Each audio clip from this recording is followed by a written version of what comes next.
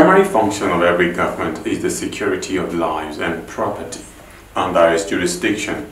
These governments do by empowering the military, the defense architecture of the country, to ensure that the territorial integrity of that country is protected. The case is not different in Nigeria, as the military is empowered to not just protect the territorial integrity of the country, but also the civilian life, as it were, to ensure that peace and security reigns supreme. Now, what has been the effort of these people, talking about the military and other paramilitary agencies, in the security of the lives and property of Nigeria? These are the concerns we're going to be raising on the program Nigeria Defense Watch, coming to you on television Nigeria. My name is Nten Ekban. Now, on this episode, our attention shall be focused on the Islamic Movement Nigeria IMN's clash with the military in the not-too-distant past, when they were marching on the streets of Abuja, demanding, among other things, the release of its leader,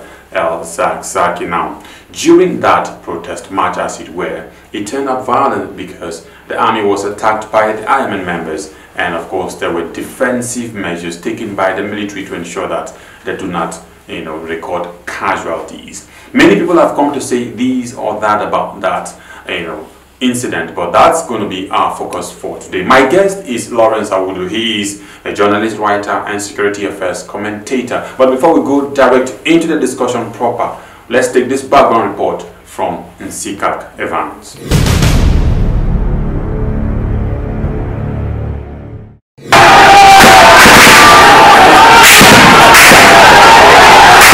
Tuesday's march was, however, disrupted again by security operatives who tried to stop the march as it went on the way in the city center, which also resulted in some confusion, with security operative shooting tear gas canisters sporadically to disperse the procession.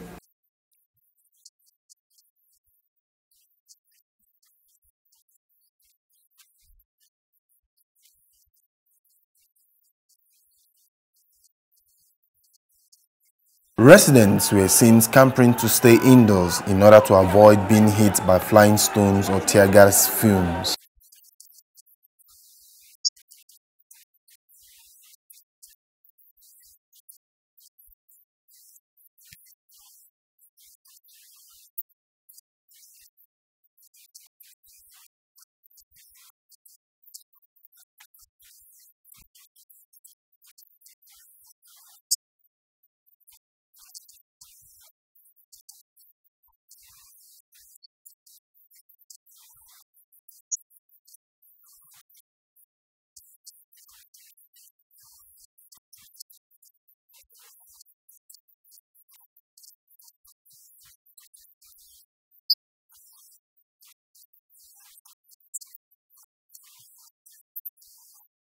For the Shiite members, it's no retreat, no surrender.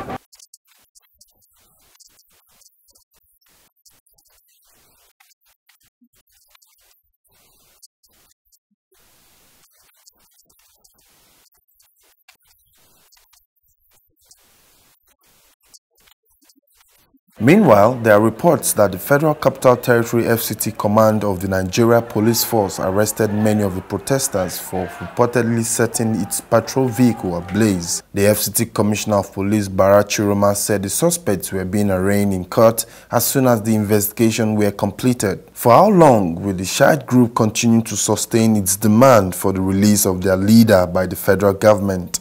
Only time will tell. Nsikak Evans, TVN News.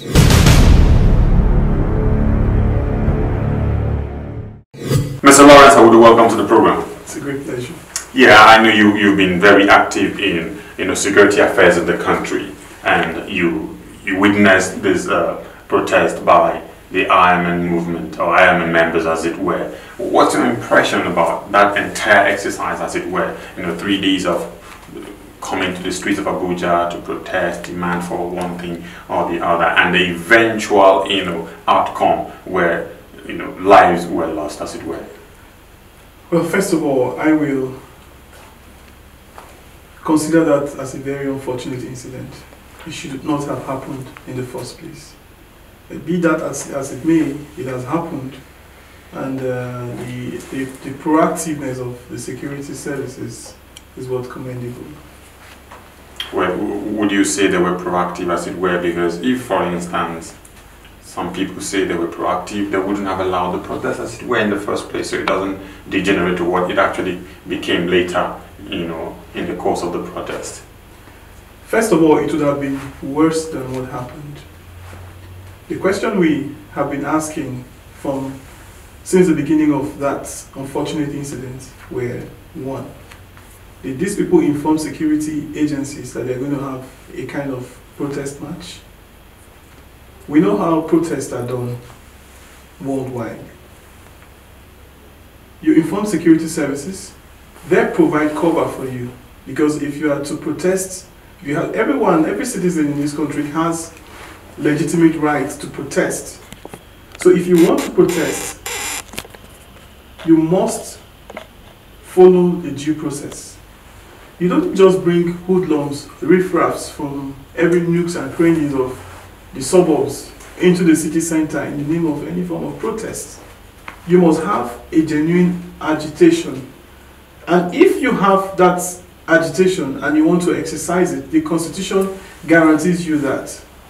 But you should also understand that where your rights as a citizen ends, that is where somebody else's own begins. Do they have justifiable reason to, you know, like you're saying, viable or reason to agitate? They're agitating the release of its, you know, the leader of the group, Elzazak, who's been under detention for quite a long time.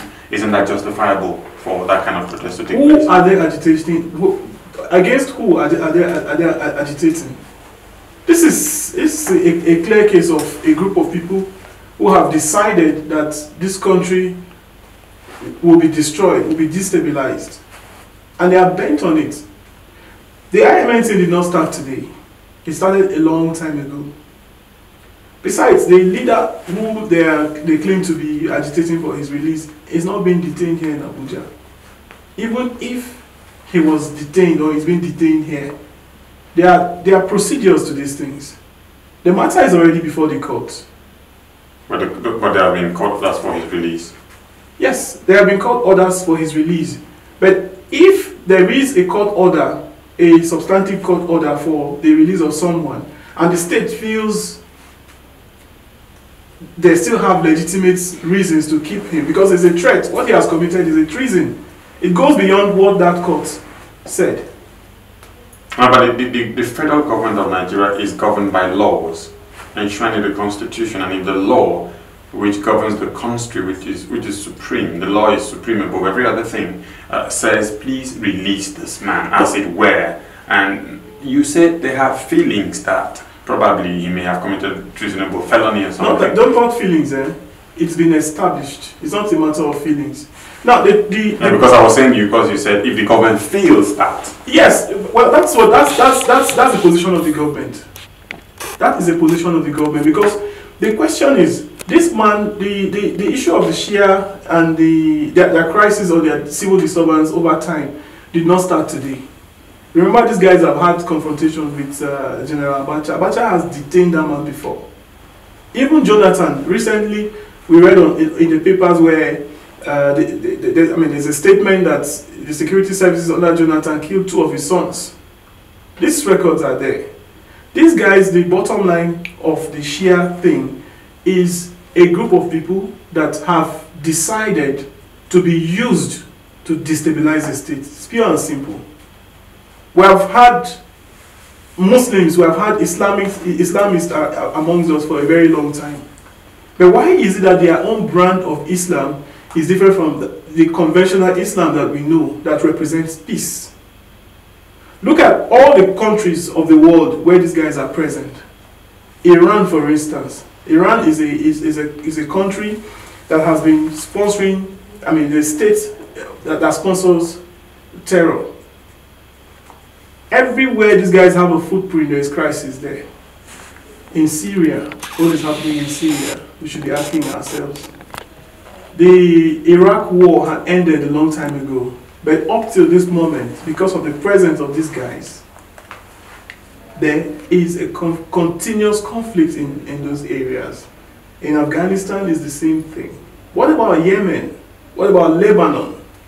Somebody like Hassan Sayyid al-Nasrallah, who is a renowned Shia cleric, has been very fiery and has been calling for the blood of people. And he does that openly. So there is something fundamentally wrong with these people. Now, when you see that they have been used to destabilize the country, that might be like some guesswork or hearsay. But it's not a guesswork. And who want to use now, that? Look, there are foreign interests, first of all. What is happening, you can look at it from another dimension. Unfortunately, there is like a proxy war going on here. And these guys have decided to be used. Iran, like I mentioned earlier, is a main sponsor of this group. Don't forget that elections... What's Iran's interest in Nigeria, as it were? I wouldn't know what their interest is in Nigeria, but I also know that they are interested in becoming a superpower like every other superpower that you have. And religion is one of the fundamental, what you call now, that you can use to incite people. Once you bring religion into it, people buy into it. All right? So they have seen that, and at their own way of expanding their reach throughout the world is to fund these guys. The more troubles you have, all right, the more they're able to sell weapons, all right, the more they expand their coast. So that is basically, to me, their interest, and of course it's also economical, because Iran is in contrast with the West. You should know this. The West is basically, conflicting with Iran. So Iran will do anything that would, destabilize the interests of Western nations. Now, one of the reasons people came out with to accuse the military or blame the military was the fact that the protesters were said or alleged to be harmless. Thank God you said they were alleged to be harmless. And an armed military against, like I said, alleged harmless people. What do you make of that? Because they were not, from the pictures that you watched the story earlier on, we never saw any of the protesters either with a gun or something like that, as it were. Okay. There are people within the ranks of the protesters. They were embedded amongst the protesters with dangerous weapons. They had shrapnels, nails welded together, and that's what they use with the catapult. If that thing hits you, and some of those things are poisonous, and if it hits you, you may not even die immediately. Some have cancerous materials in them. These things have been analyzed. 400 of these guys were arrested by the police, and you saw the petrol bombs with them. There was a Dane gun. There were different kinds of weapon. Look, a stone. If a stone meets you at the wrong place, it kills you. You cannot say these guys are harmless when they have gone to a point of burning down a police vehicle. Now, a peaceful group of people will abide by the laws of and the constitution governing a particular society. Now, you say you are for peace. The vehicle that is being donated to the Nigerian police for the protection of lives and property, you guys touched it. You touched houses, you shattered people's windscreens. There's nothing peaceful about this protest.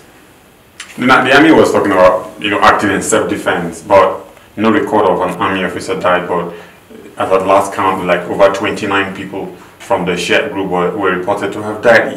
What were you defending yourself when you never recorded the casualty, and then over 20 people reported to have died this other way? There's this allegation of, open fire on the protesters, on the part of the military. As a matter of fact, Amnesty International have come to accuse the military of human rights abuses, as it were. Now, you just mentioned two very vital areas now. I'll come to the issue of Amnesty International. But let's look at it from this perspective. You have been given a particular area to protect. And then an army of people coming in their thousands are approaching you. You have your clear orders. Your orders were originally not to kill anyone. You are supposed to protect lives and property. Including the protesters who are by law, allowed to protest if they are pressing for demands that are legitimate. Yes, that is if they go about it the wrong way. Now, if I am to protect the citizens or the city, as it may be, and then a group of people come and they say we are peaceful, and they now constitute what is not peaceful, what do you do? It then means that these same people who are coming, who claim to be peaceful, are the same people who have now become, all right, the enemy of the state. Automatically, that is what it means. Yes, they are peaceful, they are citizens of the country, in quotes, but they're not coming in such a way that they begin to attack, citizens, innocent road users who are going about their daily activities. When you say citizens in quote, do you doubt their the fact that they are Nigerians? Not all of them are even Nigerians, if you ask me. Because when this thing happened, I personally had to go down. I went to one of the communities in Maraba, at the outside in Nasarawa State, just outside Abuja here, where these guys have a camp. The Shia people? Yes, they have a camp there. Some of the people who were even wounded, those were the place, that was where they took most of them to. So if you are talking about citizenship, I can doubt the citizenship of most of these people, because a lot of them were brought in. I disguised and I was asking some of them questions, and some of them said they came from Niger. Some said they come from as far as Maiduguri, Borno State. Some came from Katsina. Borno State is Nigeria, Katsina is Nigeria, or a man from Maradi. There was one who came from, who I spoke to, he's from Maradi, is in Niger, it's not here in Nigeria. So, that's aside from that, if a group of people who are supposed to be citizens turn against law-abiding citizens who are going about their normal business, they automatically become the enemy.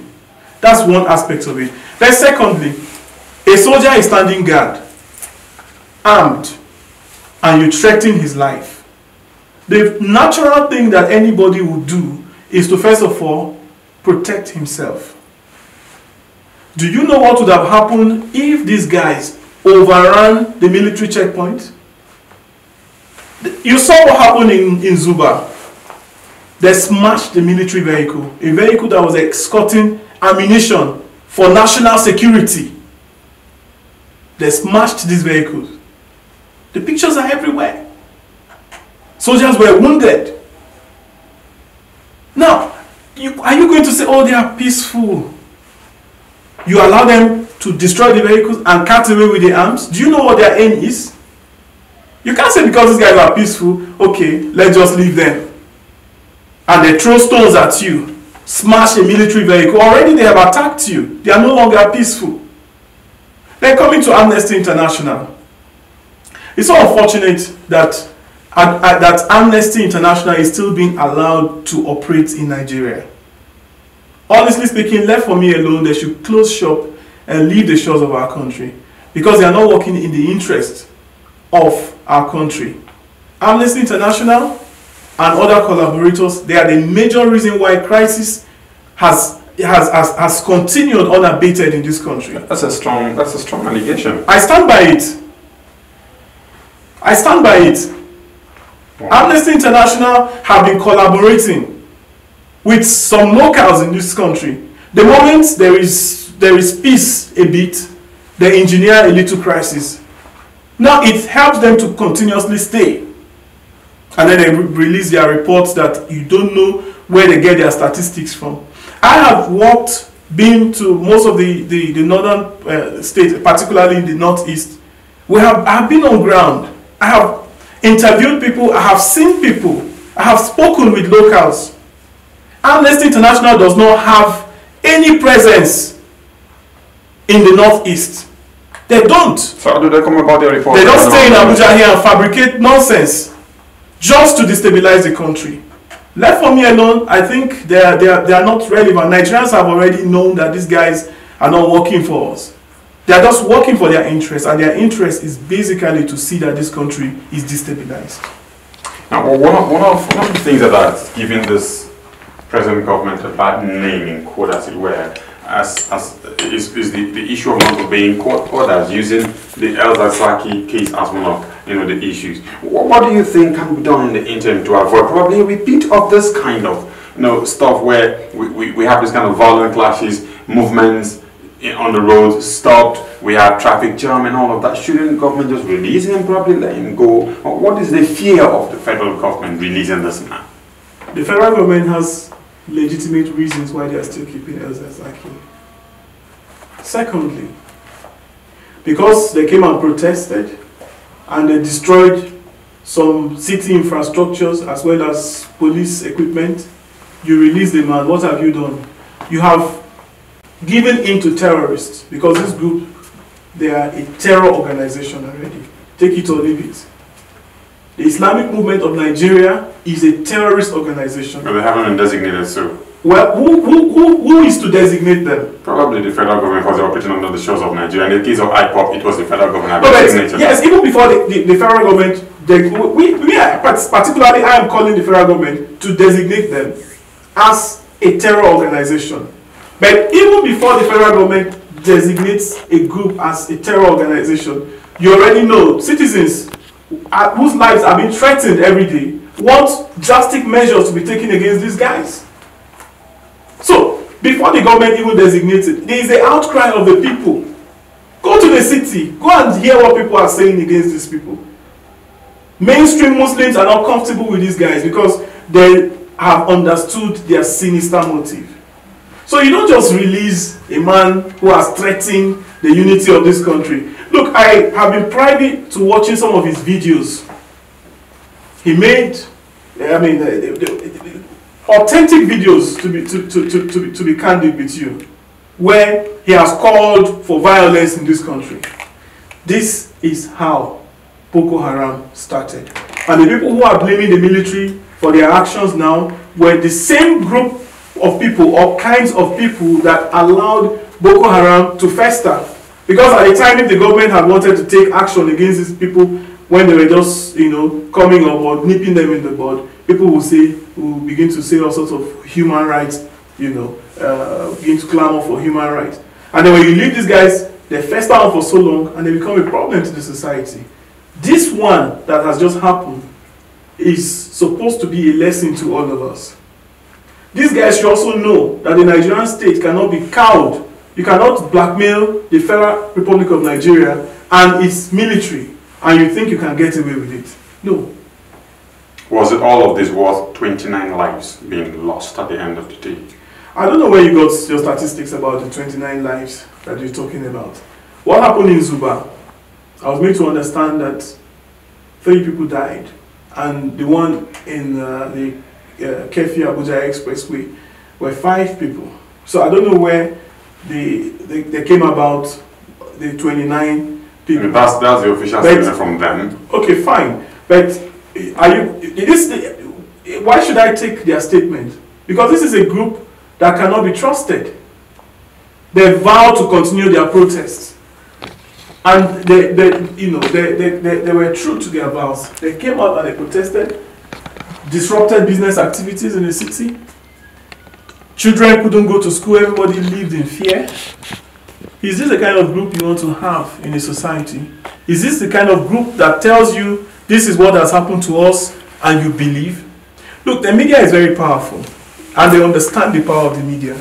This is why they have decided as much as they can to, use this kind of propaganda, on the media so that people will sympathize with them. Now, there's something I need to even tell you. Maybe you don't know.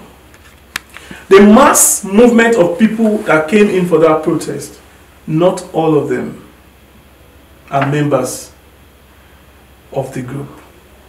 Some of them were mobilized by politicians. One of them was saying, "Dam majalisa mune eturum yebamukudi muzo," meaning, translated as what? It was one of our honorables in the House of either Senate or the House of Reps who gave them money. And I was also made to understand. Why would a public official of government do a thing like that? No, but that's opposition politics. It has got to a point where people don't have conscience anymore. People don't have conscience anymore. The fallout of the party primaries that you saw just recently is what is playing itself out.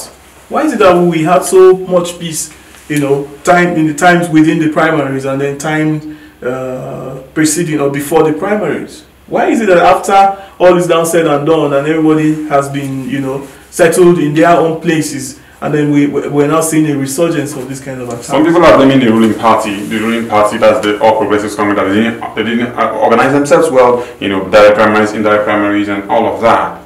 Probably that's an offshoot of it, so you could still pass the buck to the federal government through the ruling party. How did they not organize primaries well? Anyway, this is not we're to talk about that. Politics. Yeah, but you know, this is the fallout of the primaries, so it might still be, you know, a mistake of the federal government via its ruling party. No, the government cannot be blamed for allowing opposition, you know, to thrive, because a responsible opposition with constructive criticism is a way of strengthening government.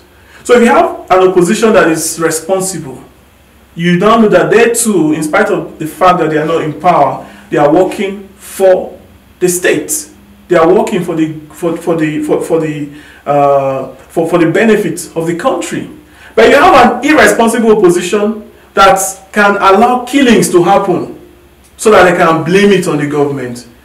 How does that benefit anybody? We're talking about people who should be able to come up with constructive ideas. If you come up with these ideas, document them. If the government does not respond to you, show it to the public. Look, this is what we have told them, and they have not abided by what we have said. It was only our suggestion. And Nigerians will now begin to see that, okay, yes, maybe with this we can now try to look for an alternative. But in this case, you have an opposition that can even sponsor people to go and kill people in their communities just to have an opportunity to blame the government. As we begin to wind up, what do you think should be the general approach of Nigerians, the government and all of that, towards this group of people? Well, vis-a-vis what we saw on the street for the past on the more serious note, the government should continue to deal decisively with any group of people that come up to foment trouble and put the lives of innocent Nigerians at risk. They should deal decisively with any group that tries to come up and fish out their sponsors and deal with them. On the issue of El-Zakzaky, the government can continue to hold him as long as they have evidence that the man remains a threat to this country. And the group, if you feel your demands are legitimate, go to the ECOWAS court, go to the ICC, or go to the UN. Go and do your petition there, instead of bringing in people who have sniffed drugs and, you know, riffraffs, people who don't even know their left from their right, into the city to destroy precious infrastructure. This is all I have to say to them. Mr. Lawrence Awudu is a journalist, he's a writer and a security affairs commentator, and we have been looking at the Shia rally that just took place vis-a-vis the impact on our national life. Once again, I'd like to say thank you very much for coming on the program. We hope to see you again sometime soon. Thank you very much. And that's our program for today. Join me some other time. Until then, to enjoy the rest of our programs. Bye-bye.